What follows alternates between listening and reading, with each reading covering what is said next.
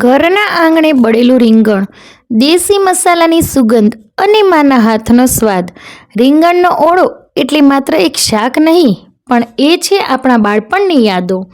આજે હું તમને બતાવું છું એકદમ સરળ ઓરિજિનલ ગુજરાતી સ્ટાઇલમાં બનાવેલો રીંગણનો ઓળો, જે ગરમ રોટલી, ભાખરી કે અથવા તમે રોટલા સાથે પણ ખાઈ શકો છો.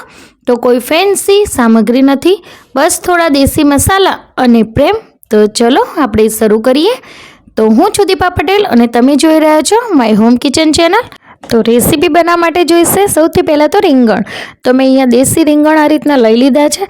હવે આપણે છે ને ચપ્પાથી આ રીતે કટ કરીને અંદર કીડા છે કે નહીં એ ચેક કરી લેવાનું. ઘણી વખત શું છે કે રીંગણની અંદર કીડા આવતા હોય છે અને બગડેલા પણ હોય છે. તો આ રીતે તમે છરીથી ચેક કરી શકો છો. જો ડાયરેક્ટ આપણે બાફી દઈશું તો બધું જ અંદર બફાઈ જશે અને ઓળો નોનવેજ બની જશે.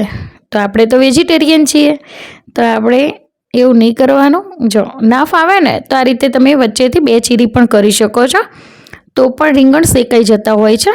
તો મેં બધા જ રીંગણને કટ કરી લીધા છે. હવે આપણે તેની ઉપર તેલ લગાવવાનું છે.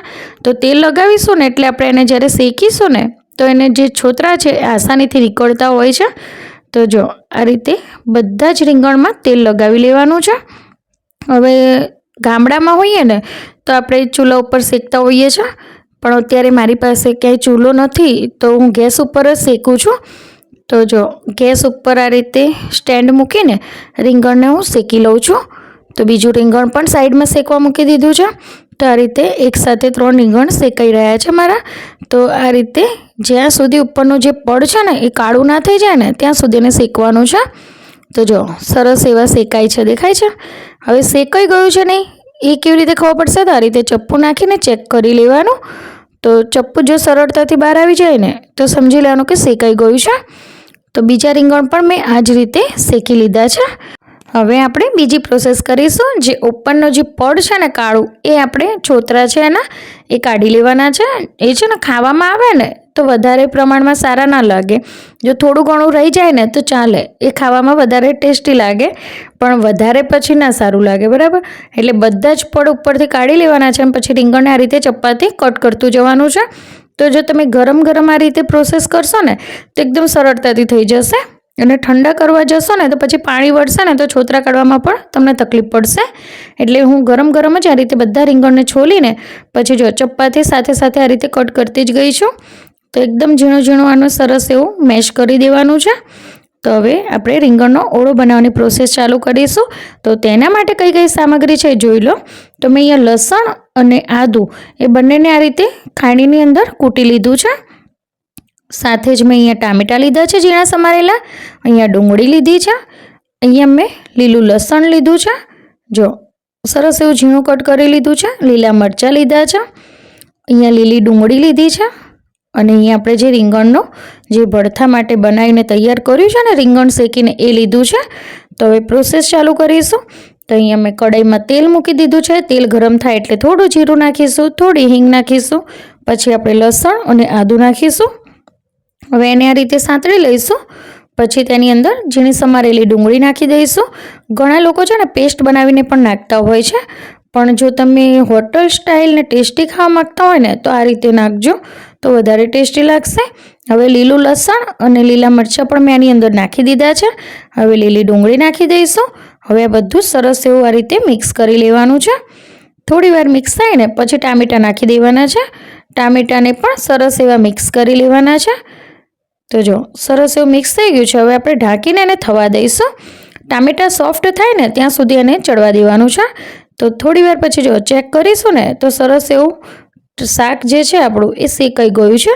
તેની અંદર આપણે જે નોર્મલ ઘરના મસાલા જ કરવાના છે. તો અહીંયા મેં થોડી હળદર નાખી છે, સાથે જ તીખું લાલ મરચું નાખ્યું છે, અહીંયા ધાણા જીરું પાવડર નાખ્યું છે, સાથે જ સ્વાદ પ્રમાણે આપણે મીઠું નાખીશું. તો અહીંયા થોડું સ્પાઇસી હું ઓળો બનાવું છું ને એટલે મેં અહીંયા લાલ મરચું તીખું લીધું છે.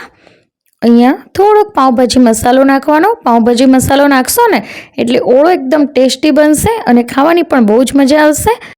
હવે આવી રહ્યો છે આપણા રેસીપીનો લાસ્ટ મોસ્ટ ઇમ્પોર્ટન્ટ પાર્ટ, જે છે આપણું રીંગણ શેકેલું.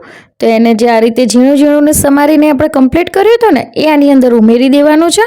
અને એની અંદર થોડુંક આપણે કાશ્મીરી લાલ મરચું નાખીશું. તો જો તમે તીખું ના બનાવવા માગતા હોય ને તો કાશ્મીરી લાલ મરચાંનો ઉપયોગ કરવાનો. તો એ મરચું નાખીને પછી આપણે બધું સરસ એવું મિક્સ કરી લેવાનું છે. તો આ રીતે છે ને રીંગણનો ઓળો એક વખત બનાવશો ને તો ફરી બહારથી ખાવાનું મન નહીં થાય. તમે હંમેશા ઘરે જ બનાવશો. તો રેસીપી જો ગમતી હોય ને તો મારી ચેનલને લાઇક, શેર અને સબસ્ક્રાઈબ કરવાનું બિલકુલ ના ભૂલતા. અને આવી જ અવનવી દેશી રેસીપી માટે મારી ચેનલને ફોલો કરતા જજો અને સબસ્ક્રાઈબ તો કરજો જ જરૂરથી. તો અહીંયા જો મેં થોડાક ધાણા નાખી દીધા છે, એટલે કે કોથમીર, અને એને પણ સરસ એવી આની અંદર મિક્સ કરી લીધી છે. તો આપણો પરફેક્ટ રીંગણનો ઓળો છે ને બનીને તૈયાર થઈ ગયો છે. હવે તમે લોકો છે ને મને કોમેન્ટમાં જણાવજો કે તમે રીંગણનો ઓળો કેવી રીતે બનાવો છો, અને વિડીયો છે ને ફેમિલી અને ફ્રેન્ડ સાથે શેર પણ કરજો. અને નેક્સ્ટ તમને કઈ રેસીપી જોઈએ છે ને એ પણ કોમેન્ટમાં જણાવજો. તો અહીંયા મેં સર્વિંગ પ્લેટમાં ઓળો સર્વ કરી લીધો છે.